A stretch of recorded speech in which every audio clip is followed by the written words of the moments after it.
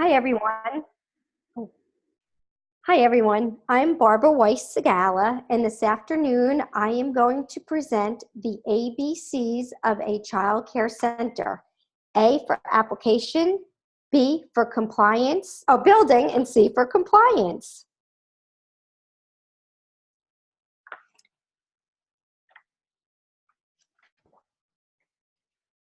As we begin today, I want to mention that everything you hear during this presentation will be based upon the state of Rhode Island.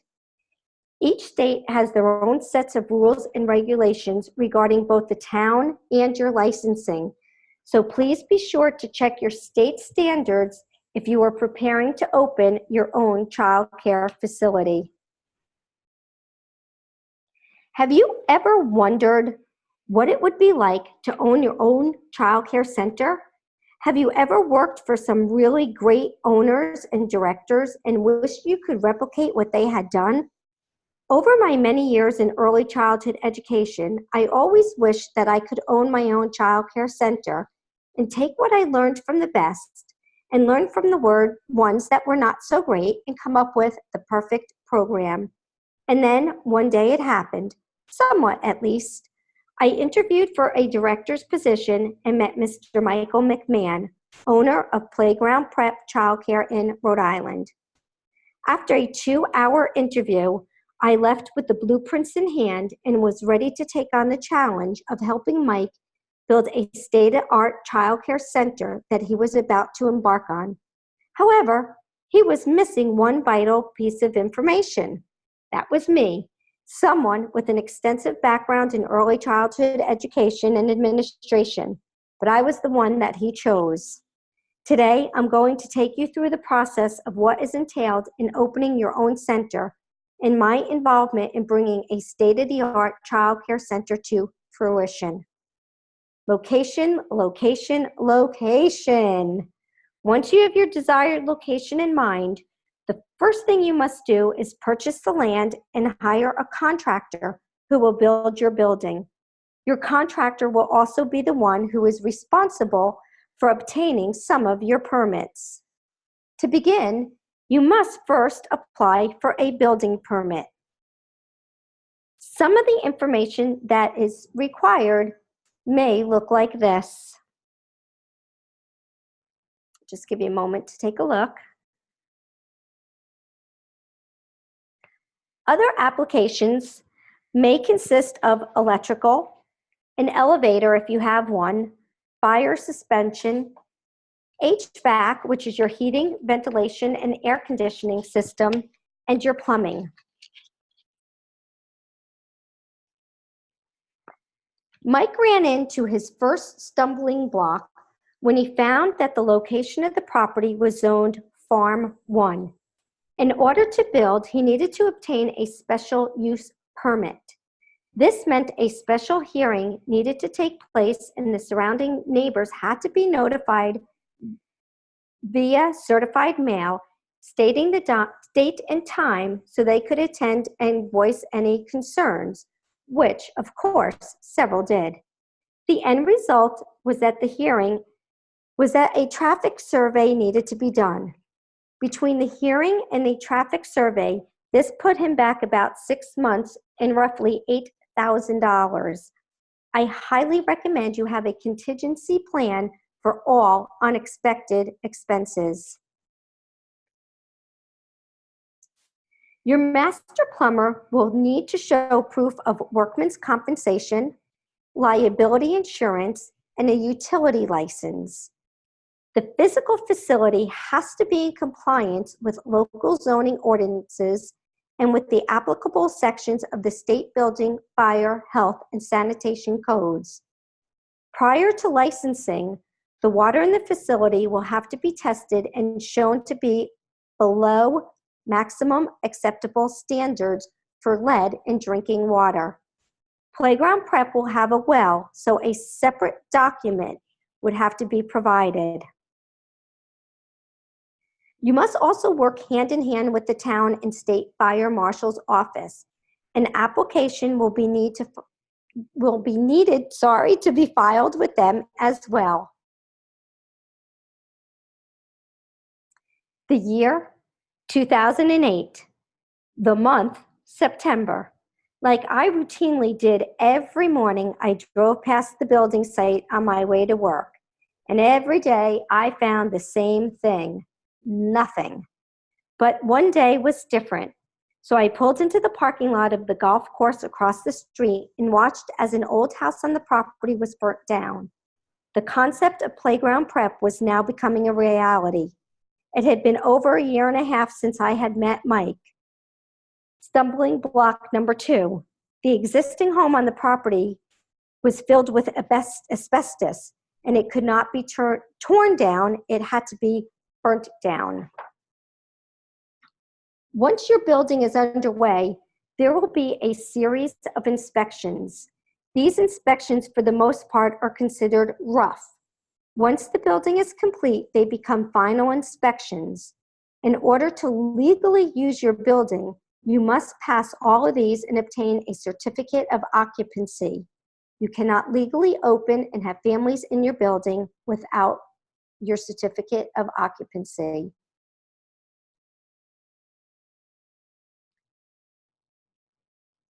As we were building and I was writing the policies and procedures, we had some other major decisions to make.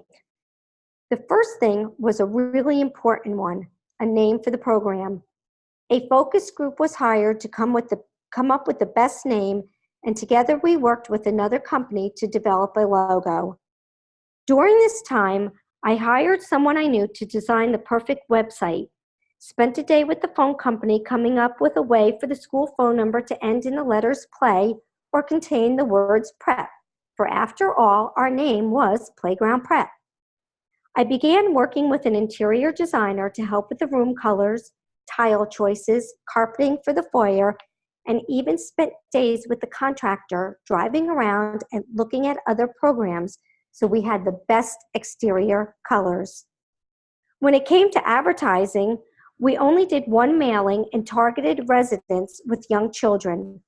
Word of mouth was our best source of advertising, as well as our location, since we were located directly in front of the headquarters for MetLife, across the street from a gorgeous golf course and less than a mile from where a new technology college was being built.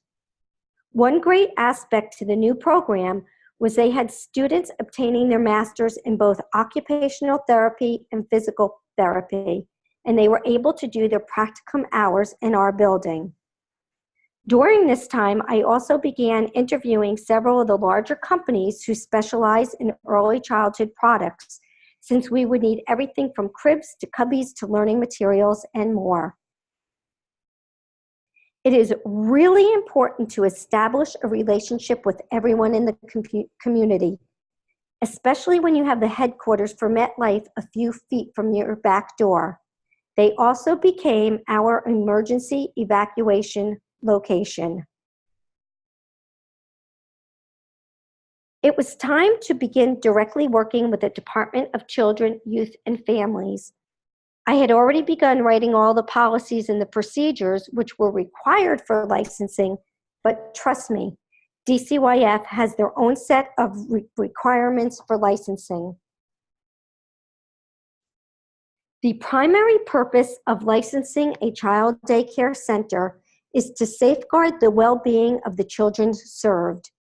Granting a license means there is a clear evidence that the building and the grounds are safe, that staff are appropriately trained and responsible, and that the program shall, in fact, practice, reflect, in the understanding of the healthy growth and development of children.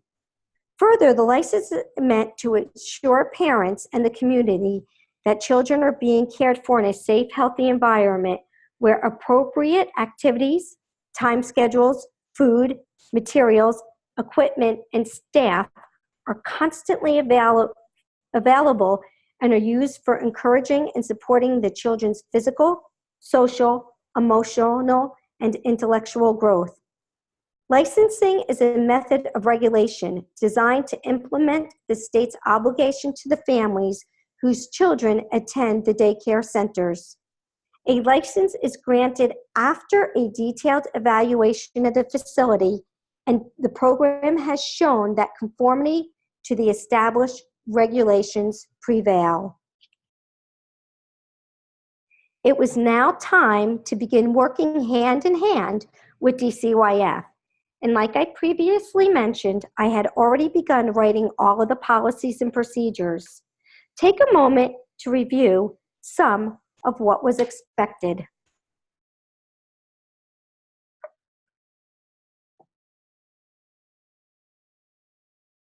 DCYF mandated 8 things. Again, your own state may have different requirements, and I urge you to make sure you research your own state's rules and regulations.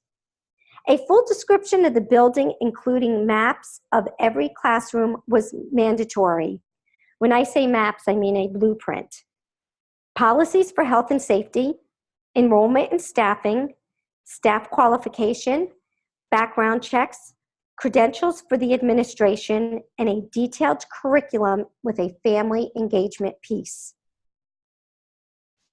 Listed here are some of the provisions for a license here in Rhode Island. Any changes made, you had to immediately report them to the state. Take a moment just to review what some of those requirements were.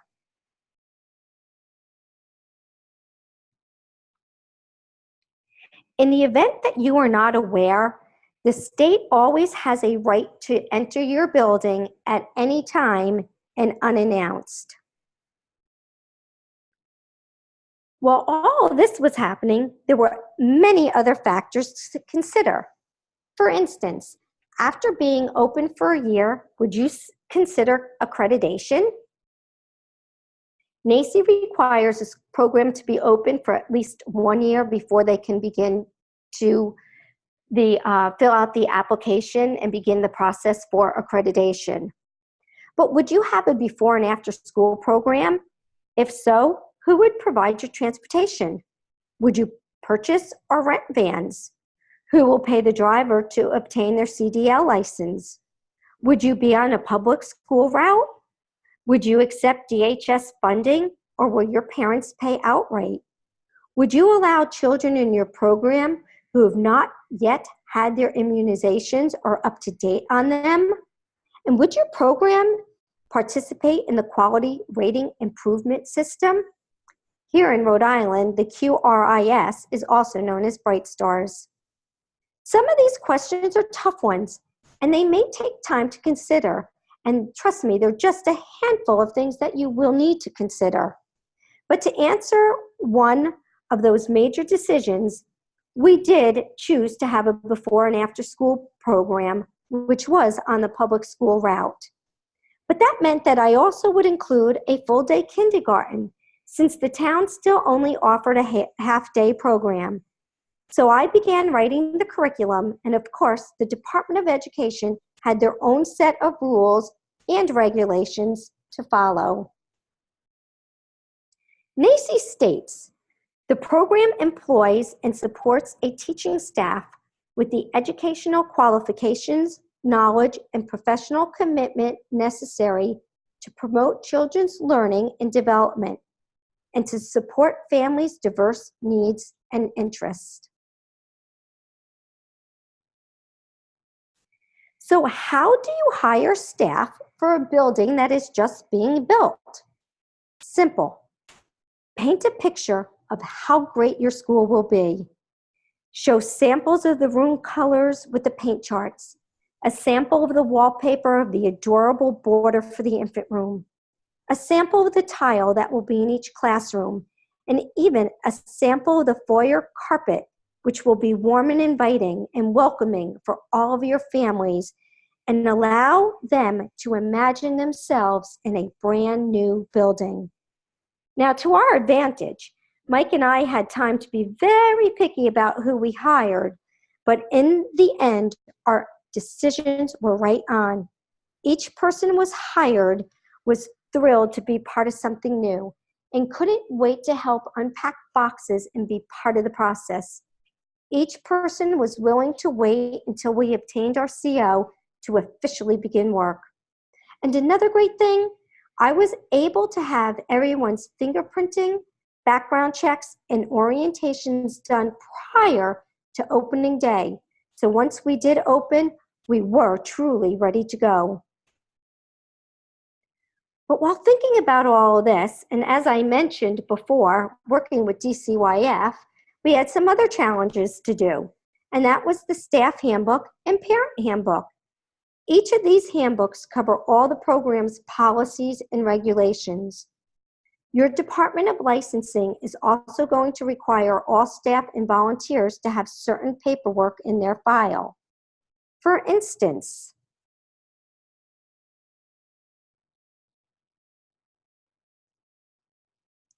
I'm sorry, but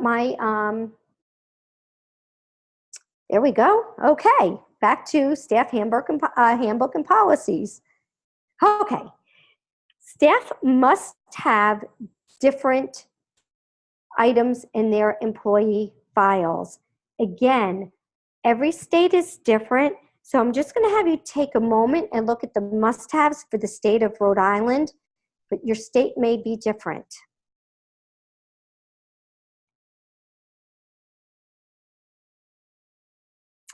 I would imagine that all states do require all employees and volunteers in the program to have a criminal background check.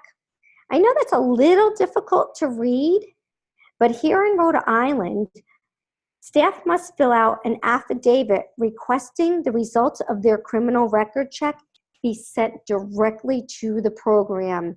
These results are not sent to the potential staff member.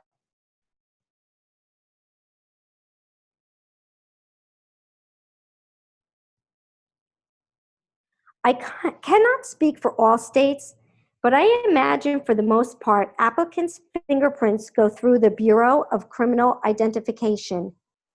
Here in Rhode Island, fingerprinting can be done through an applicant's hometown police department or the state police. The results are then run through the National Criminal Identification computer operated by the Federal Bureau of Investigation. Notification by the Bureau that the applicant does or does not have disqualifying information again comes directly back to the school's legal address and not the employee. All potential employees will also need to fill out a CANTS form. CANTS is the acronym for Child Abuse Neglect Tracing System. If the results come back in any negative fashion, the potential employee may not be hired or must be let go immediately. These forms are typically given out at the time of a staff member's orientation. During orientation, you also may cover important information such as, are you an at-will company? An at-will company is any company that employs 50 employees or less. Your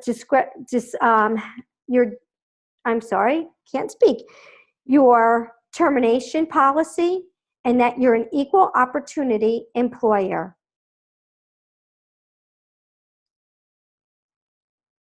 Other policies and procedures that should be covered during a staff member's orientation might include a signature sheet.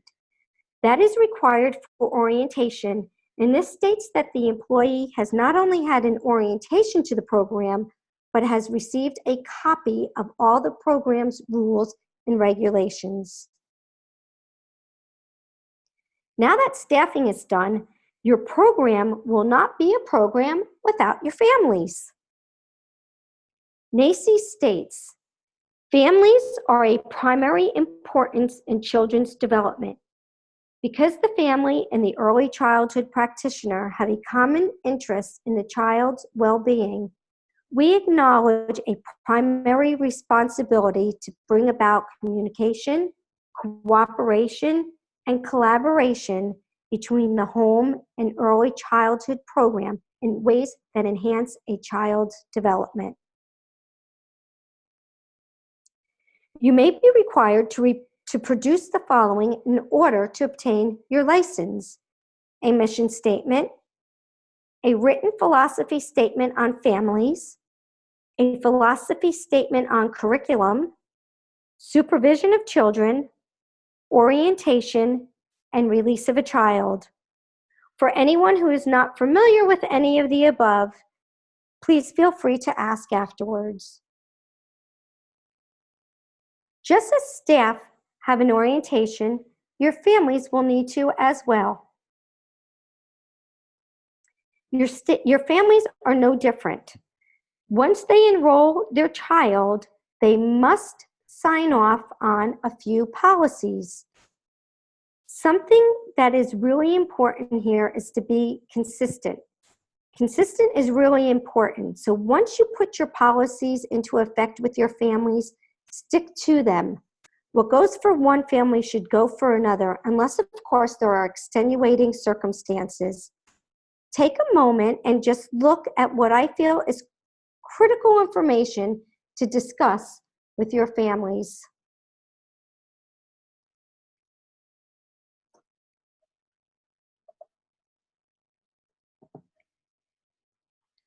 The process was not always eating. Oh my goodness, I'm so sorry. The process was not always easy. Meetings with contractors, electricians, the town and state sometimes seemed endless. The measuring of the rooms for ratios, the playground, the little odds and ends that come up, they did cause for a few sleepless nights, but in the end, it was worth it. And I would do it again in a heartbeat. And don't forget, you'll also be enrolling all your new families throughout this process. The week of May 25th, 2009, we waited daily for our CO to come through. Our 2 enrolled families were waiting patiently as well. And then on Friday, May 29th, 2009, we were handed the CO and officially opened that Monday, June 1st, 2009, close to 2.5 years after I met Mike. Mike's dreams of opening his center and my dream of almost being an owner had finally come true. After we were open 3 short months, I had to reapply for a new license and change our rooms around to accommodate for all the toddlers that had enrolled. Staff was added, and I'm proud to say our first year open, we did not have any staff turnover. Mid-June, we had an opening day celebration. Everyone in the community was invited. The turnout was phenomenal, and suddenly our building was full. So you can make your dreams come true. It just takes a lot of determination and hard work. But to know that you have done it and that it's yours or almost yours, there is just nothing better than that. These 2 websites are really important websites. You can gain great information from both. And the next few slides are going to be samples of what some of your policies may look like. This is release of a child, and it really just states who can pick a child up and your liability that occurs with letting a child out of your building who may not be someone registered to pick a child up. Your emergency list of friends and relatives who are allowed in the building. That's just a continuation from the first page. And this is also an emergency form if something happens to a child, the name of your pediatrician and hospital of choice. And hospital of choice is only on here because we live in an area that has 3 hospitals nearby. These are sign-off sheets for that hospital. Your field trip permission form. Photos and social media.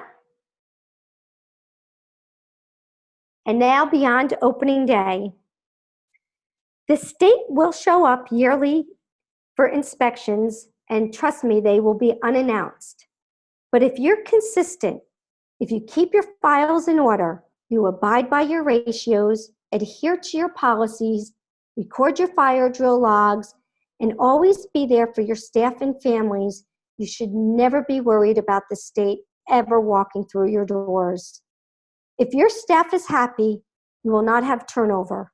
If your families are happy, you will have a wait list that goes way into the following year. Today, Playground Prep continues to be a high-quality program offering care infants through pre-K and allowing children to build a solid foundation for their futures. At this time, I just would like to acknowledge Mr. Michael McMahon for allowing me to bring his dreams to a reality. After 2.5 years of being the administrator of Playground Prep, I made a really difficult decision, and that was to leave Playground Prep. The experience was well worth it, and I would certainly do it again in a heartbeat. Thank you, Mike, and thank you for everyone for participating in my presentation.